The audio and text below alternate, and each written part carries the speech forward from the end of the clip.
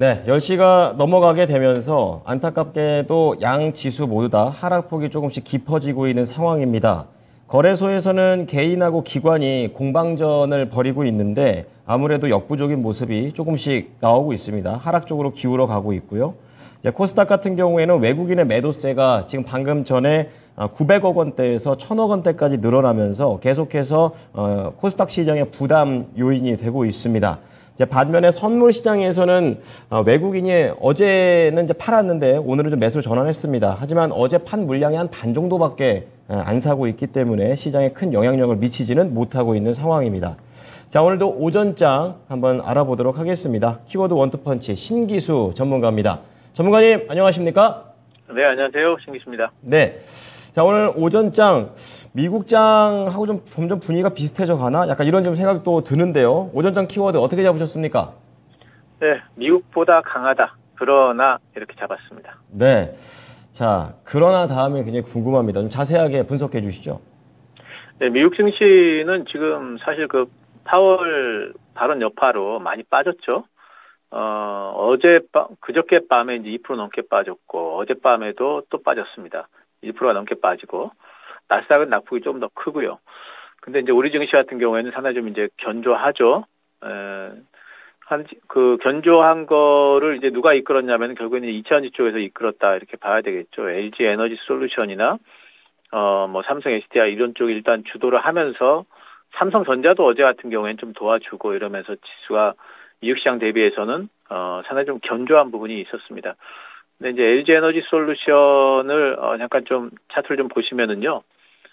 LG 에너지 솔루션이 지금 최고가가 59만 8천 원이 이게 오늘 찍은 고가가 결국에는 그 상장 첫날 찍은 고가거든요.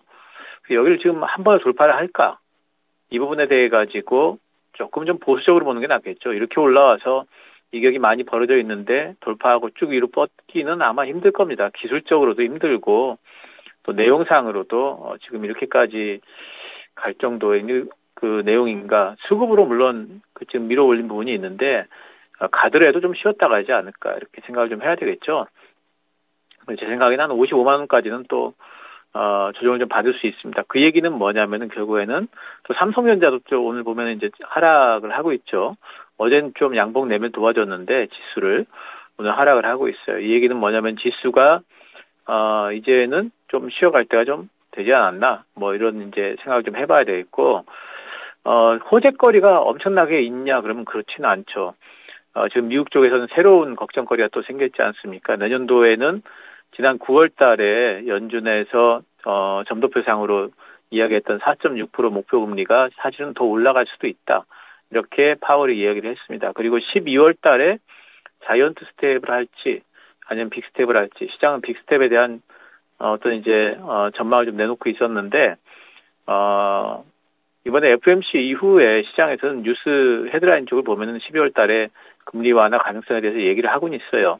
하지만 실제로 그 파월의 발언을 분석을 해보면은 금리 완화 인상 속도를 완화하긴 하겠지만 12월 달이 될지 2월 달이 될지 이거는 모른다 이렇게 얘기를 했어요. 그 얘기는 뭐냐면 12월 달에 자이언트 스텝에 대한 확률이 분명히 있다는 소리고 그래서 어젯밤 같은 경우에는 이제 금리 선물 시장에서 12월 달에 0.75% 인상 확률 자이언트 스텝 확률에 대해서 52.8%까지 또 올라갔습니다. 그리고 0.5% 인상 확률이 오히려 더 빠졌어요. 47.2%로. 그러니까 지금 이제 이런 부분들이 주식시장에 뭐 걸림돌이 될 텐데 우리 시장은 미국 시장보다 상당히 좀 견조하긴 하다. 또 이제 미국의 내년도 3월 달이 이제 아무래도 금리 피크로 지금 다들 보고 있는데 그때 기준금리가 5.25에서 5.5%까지 갈 확률 이것이 지금 일주일 만에 확 뛰어버렸습니다. 일주일 전에만 해도 2.8%였는데 지금 27.83%까지 어제 뛰었어요. 올라가고 있다는 부분. 그래서 전체적인 그 연준의 목표 금리 자체도 올라가고 지금 12월 달에도 자이언트 스텝에 대한 어떤 그 확률도 올라가고 있는 상태에서 시장이 안 좋을 확률이 더 큰데 근데도 우리 시장은 좀 견조하다는 부분이 오히려 좋기보다는 조금 더 불안한 눈으로 좀 봐야 되지 않을까. 특히 지금 오늘 밤에 고용 지표도 있고요. 또 다음 주는 미국 중간 선거도 있고 또 CPI도 있고 이런 것들이 있는 상태에서 지금 미국 시장이 어떤 변동성을 보일지에 대해서 우리가 지금 상황에서 예상하기는 좀 힘들거든요. 그래서 이제 그런 부분들을 본다면은 우리 시장이 견조하다고 해서 지금 너무 흥분할 게 아니라 조금 좀 미국 시장과의 동행성이 또 강화될 그런 부분들도 또 생각을 해봐야 되겠죠. 지금 미국은 S&P 500을 보면은요, S&P 500이 지금 21선 부근에 있잖아요. 근데 우리 지금 업종 차트 코스피를 보시면은 21선하고 이격이 굉장히 많이 떨어져 있죠.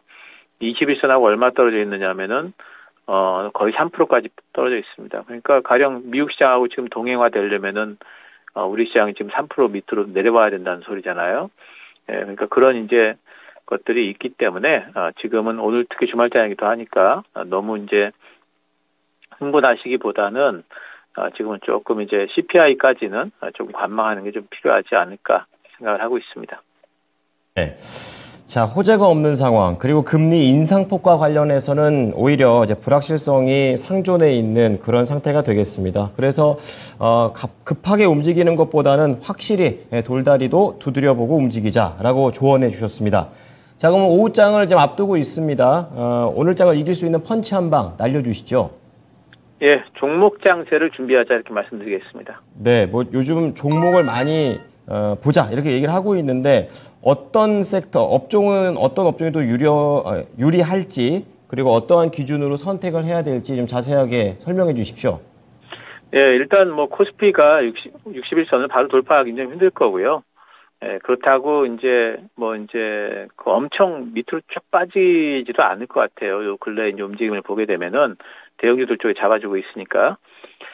그렇다면 이제 뭐 미국 증시하고 뭐 동행 여부를 관찰하기는 해야 되겠지만은 근데 이제 어쨌든 종목들은 움직일 것 같아요. 지금은 이제 지수보다는 종목에 좀 집중을 하셔가지고 종목별로 좀 대응을 좀 하셔야 될 것 같고 제가 계속 말씀드린 뭐 기초적인 성장 섹터 변함이 없죠. 2차전지 요즘에 뭐 제일 좋은 섹터죠. 뭐 셀도 좋고 그리고 요즘에 셀보다 양극재 쪽이 좀 덜 갔어요.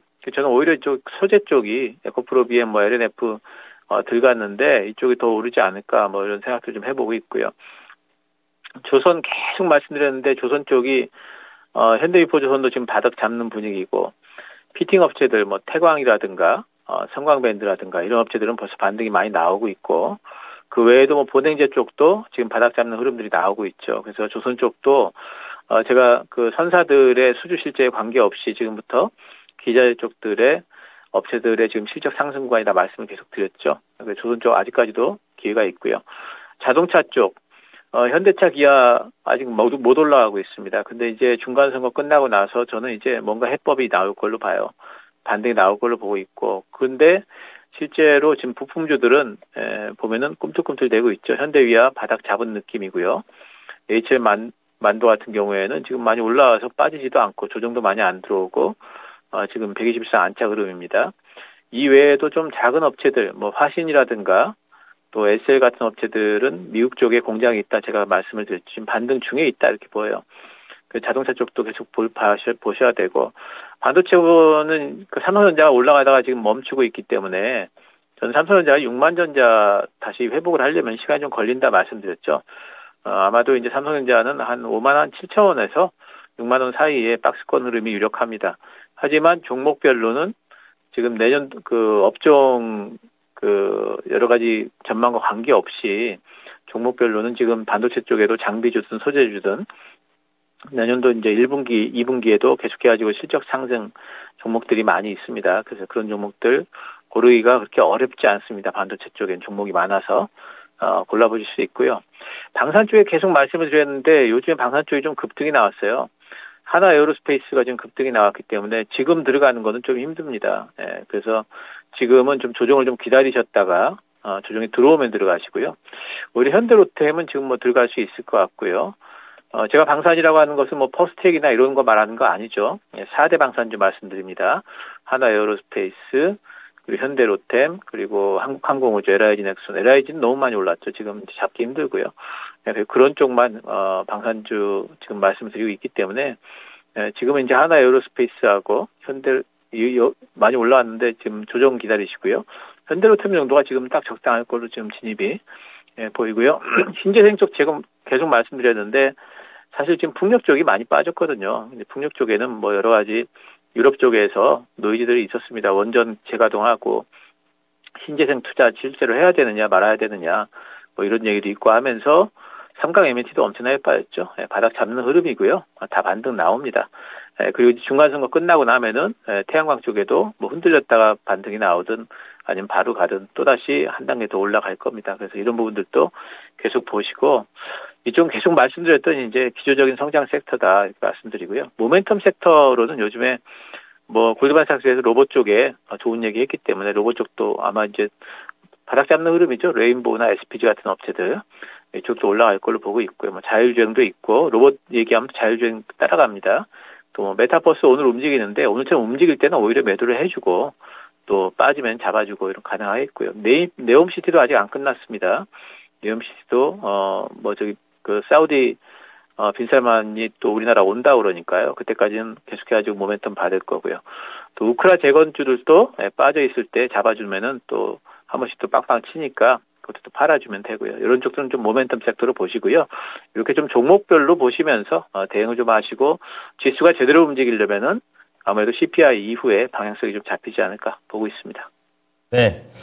자, 미국의 경제지표 CPI 이후에 방향성이 잡힐 수 있다라는 내용 말씀해 드렸고요. 종목 장세형에서 긍정적으로 볼 수 있는 종목, 기조적으로 올라갈 수 있는 것과 모멘텀이 있는 섹터로 좁혀들었으니까 이 부분에서 종목을 한번 찾아보시기 바랍니다.